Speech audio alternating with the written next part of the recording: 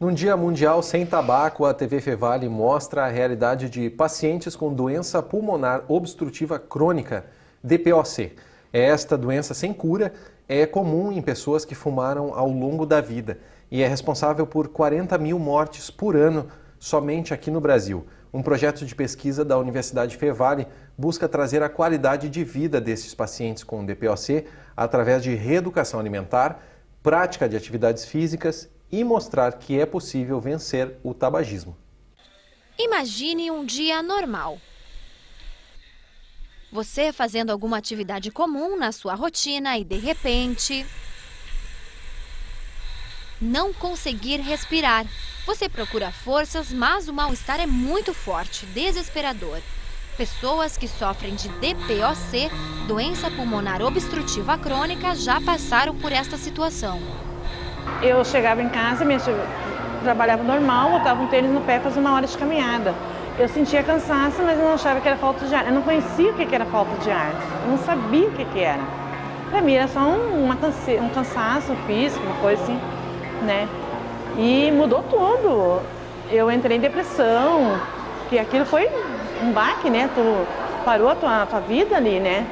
Mais da metade dos brasileiros desconhece a doença que mata mais de 40 mil pessoas por ano no país. A DPOC acontece por diferentes fatores, entre eles o tabagismo, a genética e o sedentarismo. A doença bloqueia o fluxo de ar do paciente. Isso porque a elasticidade natural dos pulmões é afetada devido a inflamações nos brônquios. A pessoa fica com muita dificuldade e cansaço na hora de expirar. Este grupo de pesquisa auxilia na reabilitação pulmonar de pacientes com a DPOC. Aqui, fisioterapeutas, nutricionistas, profissionais de educação física e psicólogos se juntam para melhorar a qualidade de vida destas pessoas.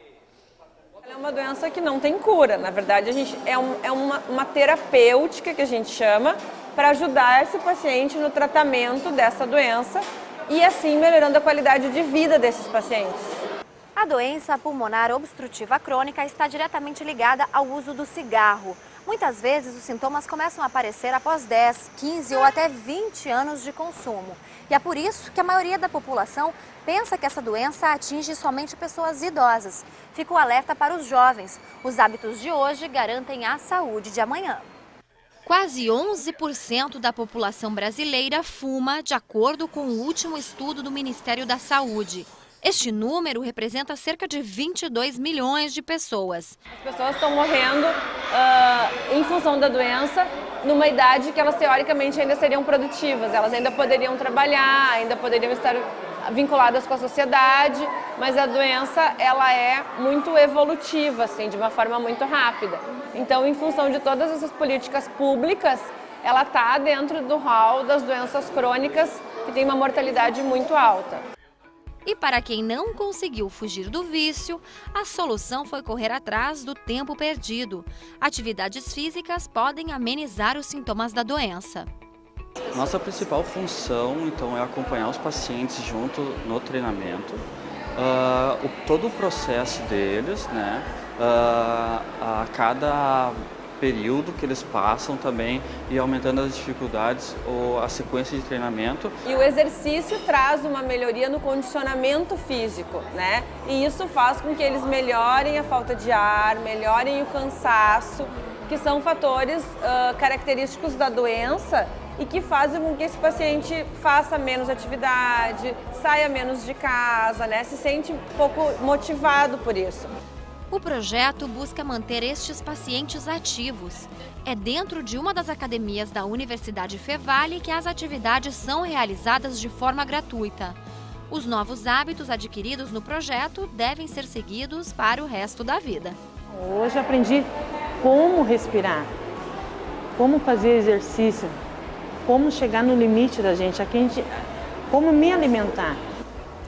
A gente sabe o que é tudo, mas é complicado, então a gente procura contornar, né?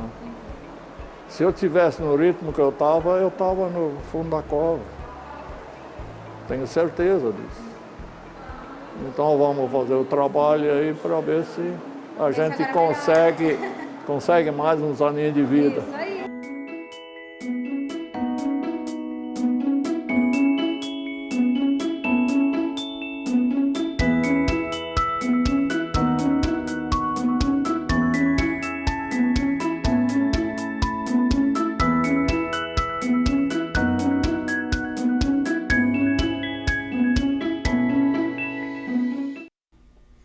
importante esse trabalho. A gente conversa agora aqui no estúdio com o Edson Luiz da Silva, do Grupo de Combate ao Tabagismo de Novo Hamburgo, sobre o Dia Mundial Sem Tabaco. Tudo bom, Edson?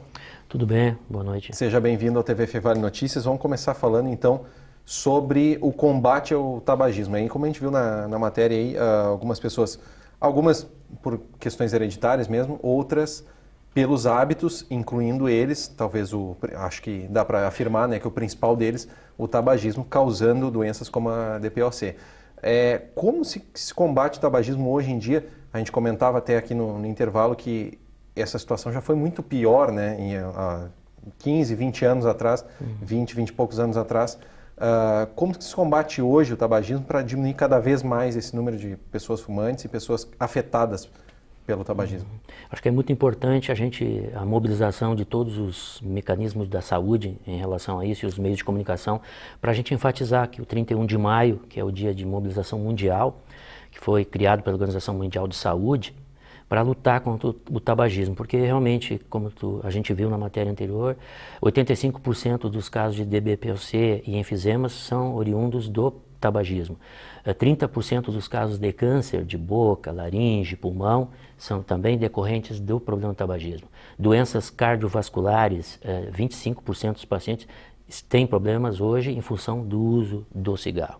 Então é fundamental você trabalhar essa questão, mostrar para as pessoas que há necessidade da mudança da rotina, porque hoje a rotina para muitas pessoas está associada com cigarro, então isso, a mudança de hábitos é fundamental. E o tema deste ano da Organização Mundial de Saúde é padronização das carteiras de cigarro, né? Padronização das embalagens do cigarro. Porque se percebe que elas são atraentes, né? Atrativas ao nosso público jovem. E hoje a gente já tem uma preocupação de considerar o tabagismo uma doença pediátrica, porque os jovens com 16, 17 anos estão começando a fumar, porque o produto é vendido no meio de balas, chicletes, e a gente sabe de quanto nocivo esse produto está dentro dessa embalagem. Como é que é feito o trabalho dentro do grupo aqui em Novo Hamburgo? Qual é a função de vocês? É importante, assim, a gente trabalha com a questão de grupo de aconselhamento, de acolhimento desses pacientes que estão com problemas. Eles chegam oriundos das unidades de saúde, as pessoas são encaminhadas e qualquer usuário do SUS hoje, dentro da cidade de Novo Hamburgo, tanto a rede pública quanto privada, recebe um encaminhamento que vai até o nosso setor. Nós funcionamos dentro da casa de vacina na Frederico Link 900, no centro da cidade, e aí a gente reúne um grupo de pessoas, porque o trabalho de conscientização em grupo ele tem uma resolutividade maior, porque a gente percebe que a troca de experiência entre eles, que eles fazem relatos pessoais das dificuldades, e aí somando esforços eles acabam ouvindo a história de um e de outro, conseguindo um enfrentamento melhor para esse tipo de problema. E saber que não está sozinho na luta para parar de fumar algumas vezes, ou na luta contra uma doença um pouco mais grave. Como... É isso que a gente busca enfatizar, que não cabe ali discutir, ele não para de fumar porque ele vê o jargão, não tem vergonha na cara. Não, já alguns pacientes e muitos deles que nos procuram têm a questão da dependência química, a dependência psicológica, todos têm, em geral os pacientes todos apresentam, mas existem alguns a dependência psicológica e química, que é a questão da falta do cigarro, e que isso realmente causa uma perturbação muito grande, e alguns pacientes até precisam de um auxílio de medicação, que a gente também fornece gratuitamente nesse tipo de trabalho.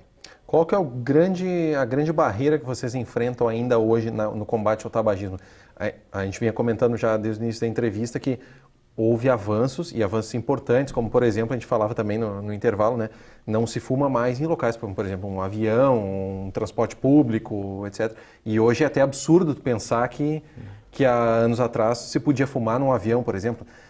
Quais são as barreiras que hoje se precisam derrubar para avançar um pouco mais ainda nessa luta?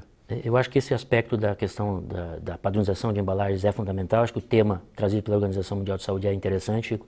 E é importante a gente enfatizar de que as pessoas precisam mudar o seu comportamento, mudar as rotinas do dia a dia para que fuja-se daquele hábito do ato de fumar. Então se percebe que muitos deles que chegam ao grupo, isso a gente pode fazer um relato importante, que conseguem parar de fumar. A questão é a manutenção sem fumar, a cessação por mais tempo. Então isso aparece em alguns mãos deles, a dificuldade, e alguns até têm as recidivas, as recaídas que a gente chama. E tem um período que é mais crítico, assim, mais comum? O período, os primeiros dias, as primeiras semanas são mais difíceis, né?